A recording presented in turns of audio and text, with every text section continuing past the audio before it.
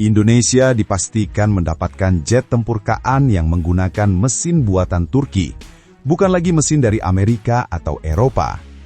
Isu utamanya bukan sekadar pembelian jet, tetapi pergeseran besar dalam strategi pertahanan Indonesia, khususnya soal kemandirian teknologi dan berkurangnya ketergantungan pada negara barat yang selama ini rawan embargo dan tekanan politik. Judul ini kedengarannya tegas sekali. Fix, Indonesia dapat jet KA bermesin Turki. Era ketergantungan mesin asing benar-benar berakhir? Kata fix saja sudah bikin orang otomatis angkat alis. Seolah mau bilang ini bukan gosip warung kopi, ini bukan bocoran setengah matang. Ini sesuatu yang patut dibahas dengan kepala dingin tapi rasa penasaran penuh. Selama puluhan tahun, kalau kita bicara jet tempur Indonesia, satu kata yang sering muncul diam-diam di belakang layar adalah izin. Izin suku cadang, izin upgrade, izin senjata, izin software. Dan izin ini, mau tidak mau, sering bermuara ke Amerika Serikat. Bukan karena kita tidak mampu terbang, tapi karena mesinnya, otaknya, dan sebagian besar teknologinya memang berasal dari sana. Jadi setiap kali ada dinamika politik global, ada konflik, ada tekanan, kita ikut deg-degan. Bukan karena pilotnya tidak siap, tapi karena takut satu tombol ditekan dari jauh. Logistik berhenti, dukungan dihentikan, dan pesawat jadi lebih sering parkir cantik daripada terbang gagah. Nah, di titik inilah nama KA muncul. Jet tempur generasi kelima buatan Turki ini bukan sekedar pesawat, tapi simbol ambisi. Turki ingin keluar dari bayang-bayang ketergantungan Barat. Dan Indonesia, yang selama ini punya pengalaman pahit dengan embargo, tentu langsung pasang radar penuh. Apalagi ketika muncul kabar bahwa Indonesia berpeluang mendapatkan KA dengan mesin buatan Turki, bukan mesin Amerika Serikat. Disinilah bagian yang bikin orang senyum sambil mikir keras. Kalau benar KA yang kita dapat nanti tidak lagi bergantung pada mesin Amerika, artinya satu mata rantai sensitif mulai terputus. Selama ini mesin jet tempur itu ibarat jantung.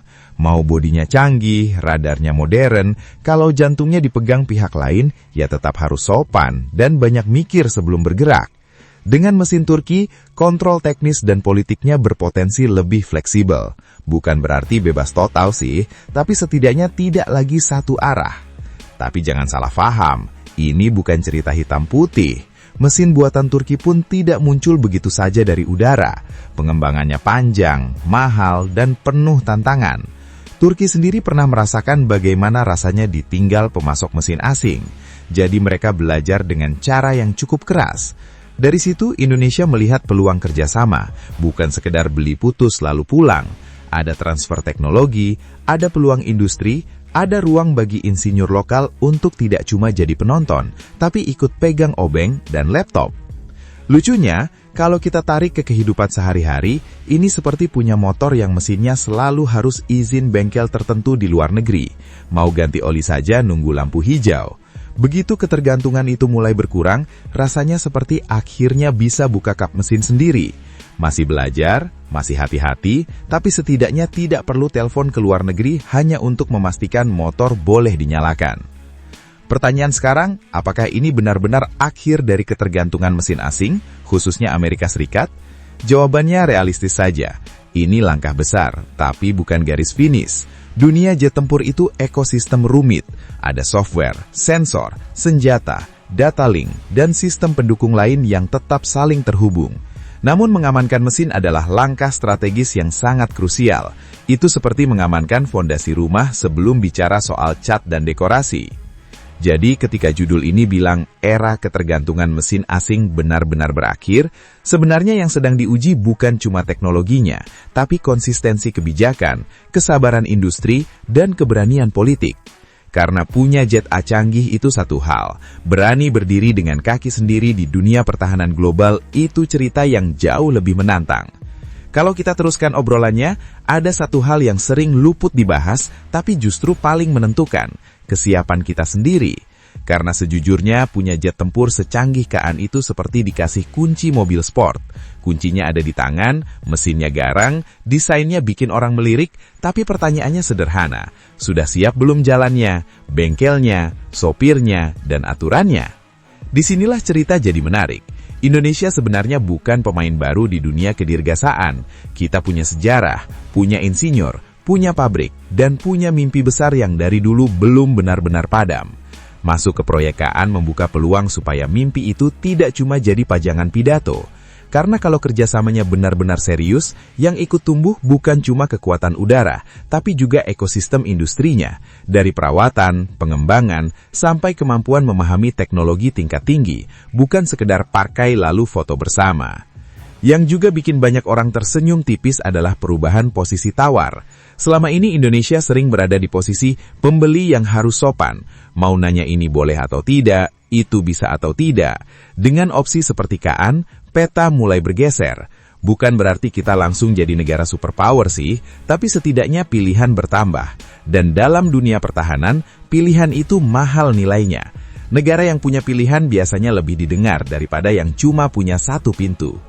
Tentu saja, masih ada tantangan yang bikin dahi berkerut.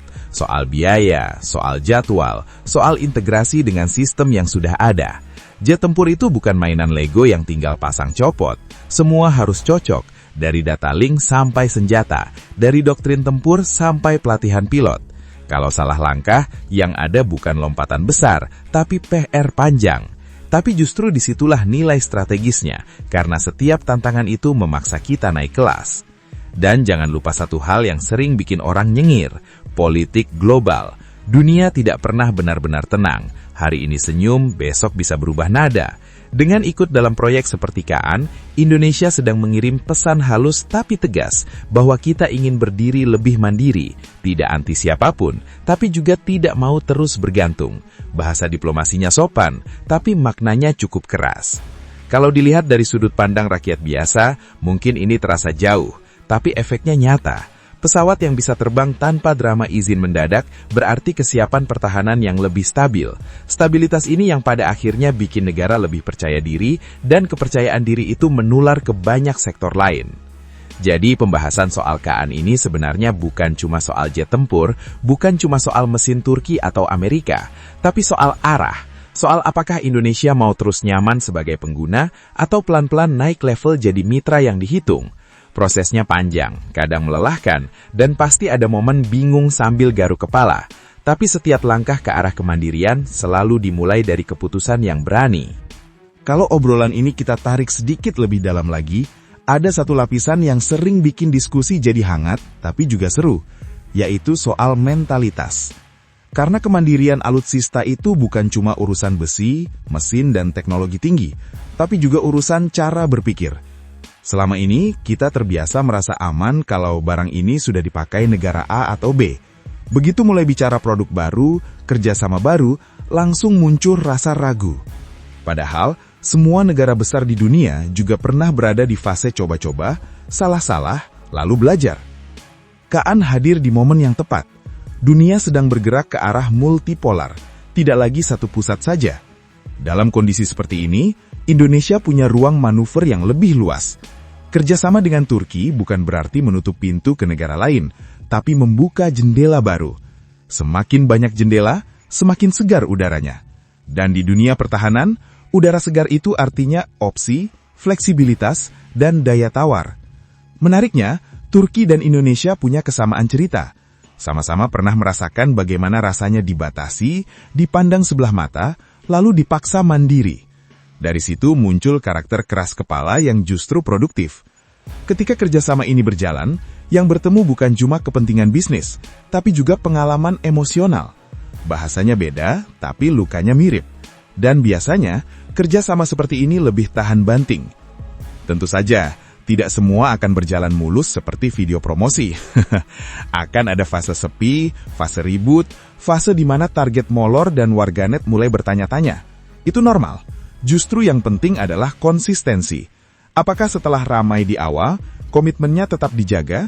Apakah industri lokal benar-benar dilibatkan? Atau hanya jadi figuran di foto bersama? Disinilah publik perlu kritis, tapi tetap rasional. Kalau semuanya berjalan sesuai rencana, efek dominonya bisa panjang. Mulai dari peningkatan kualitas SDM, lahirnya spesialis baru, sampai tumbuhnya kepercayaan diri nasional. Anak-anak muda yang hari ini nonton berita soal Kaan, bisa saja besok bercita-cita jadi insinyur dirgantara, bukan cuma pilot di simulator game. Dan mimpi seperti itu, kalau dikumpulkan banyak-banyak, pelan-pelan bisa jadi kekuatan nyata. Jadi ketika kita bicara soal masa depan pertahanan Indonesia lewat Kaan, sebenarnya kita sedang bicara soal pilihan jangka panjang.